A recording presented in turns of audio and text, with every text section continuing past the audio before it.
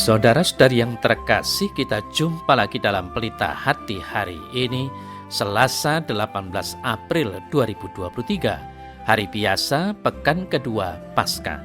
Bersama saya Romo Thomas Suratno, SC dari Paroki Cilandak, Jakarta Selatan, mendengar dan merenungkan sabda Tuhan, yakni firman Tuhan yang tersurat dalam Injil Yohanes, bab atau pasal 3, ayat 7 sampai dengan ayat 15.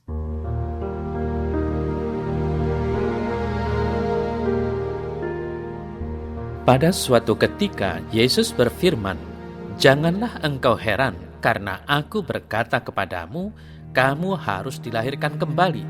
Angin bertiup kemana ia mau, dan engkau mendengar bunyinya. Tetapi engkau tidak tahu dari mana ia datang atau kemana ia pergi.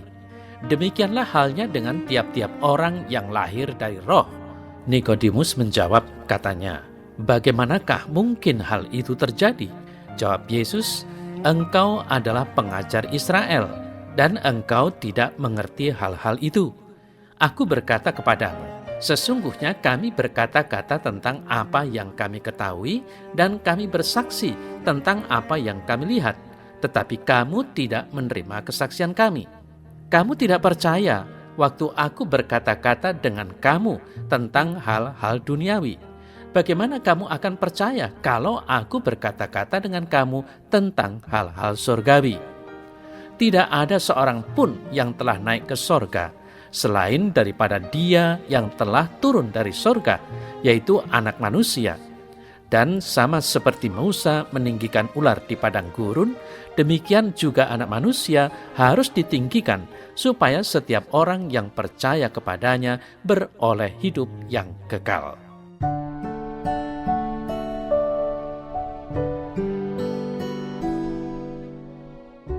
Saudara-saudari yang terkasih, setiap kali seorang bayi lahir ke dunia, hal pertama yang dilakukannya adalah menangis. Siapapun bayi itu, entah anak presiden atau anak tukang kebun. Menangis menjadi ciri kehidupan yang pertama dalam kelahiran seorang bayi. Jika bayi yang dilahirkan tidak menangis, biasanya perawat atau dokter akan berusaha membuat bayi itu bersuara menangis. Jika tidak menangis, tanda bahaya mendekat. Pertanyaannya, mengapa kok bayi yang baru dilahirkan selalu menangis? Tentu saja itu sebagai tanda bahwa ia hidup. Tetapi lebih dari itu adalah karena ia berpindah dari keadaan yang serba nyaman, hangat, terjamin di dalam rahim, kemudian berpindah ke dalam dunia nyata yang serba tidak nyaman. Menangis menjadi tanda peralihan dari situasi yang serba pasti kepada dunia yang harus berjuang sendiri.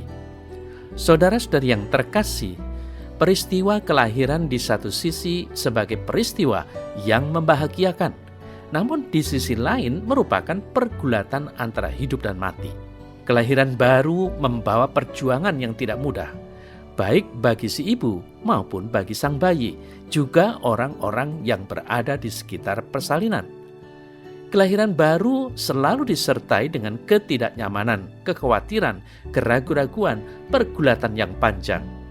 Jika tidak hati-hati, akibat fatalnya adalah kehilangan kehidupan. Saudara-saudari yang terkasih, pada hari ini, Injil berkisah tentang dialog Nikodemus dengan Yesus. Apa yang ditanyakan oleh Nikodemus dijawab oleh Yesus dengan persoalan kelahiran baru, kelahiran dalam roh.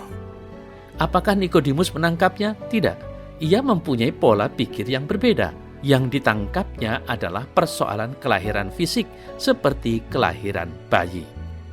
Saudara-saudari yang terkasih, secara manusiawi Nikodemus memikirkan bagaimana seseorang dilahirkan kembali. Terlebih bagaimana mungkin seorang yang sudah dewasa dan tua hendak dilahirkan kembali?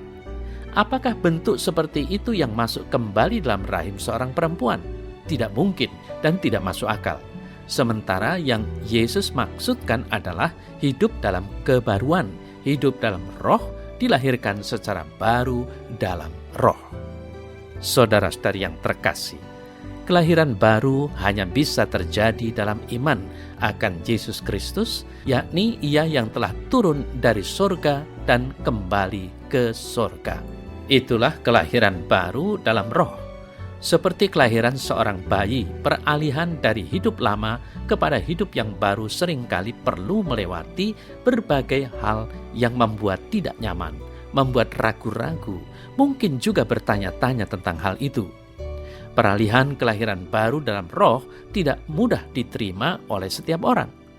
Seperti bayi yang tidak terima ketika lepas dari kenyamanan dalam rahim dengan menangis, demikian juga seorang yang dilahirkan kembali dalam roh disertai dengan mungkin tangisan yang luar biasa. Jika tangisan itu bukan berasal dari diri sendiri, sangat mungkin juga tangisan itu berasal dari orang lain. Orang-orang yang ada di sekitarnya yang mungkin juga berusaha menghalangi proses kelahiran baru itu. Saudara-saudari yang terkasih, peristiwa kebangkitan menjadikan para murid dilahirkan kembali dalam roh. Mereka yang tadinya hidup dalam manusia lama, kini menjadi manusia baru dalam Yesus Kristus yang bangkit dari mati. Manusia lama ditinggalkan, manusia baru dikenakan para murid. Mantel dari manusia baru itu adalah Yesus Kristus sendiri.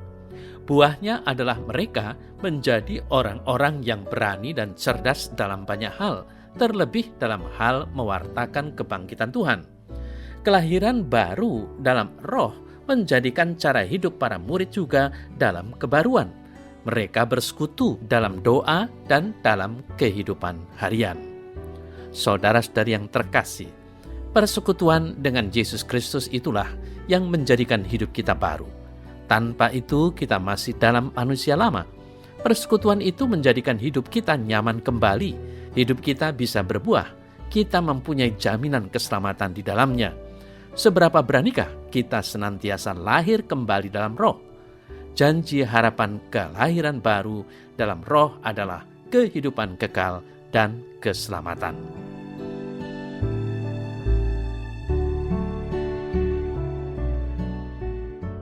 Dalam nama Bapa dan Putra dan Roh Kudus. Amin. Ya Tuhan, ampunilah aku orang berdosa ini. Mampukan aku untuk mempunyai semangat pembaharuan diri. Semoga aku berani senantiasa membaharui diri menuju yang lebih baik dan lebih kudus. Dan semoga apa yang aku perbuat menjadi perwujudan hidup baruku dalam roh dan kebenaran. Amin. Semoga Allah yang Maha Kuasa memberkati saudara dalam nama Bapa dan Putra dan Roh Kudus. Amin.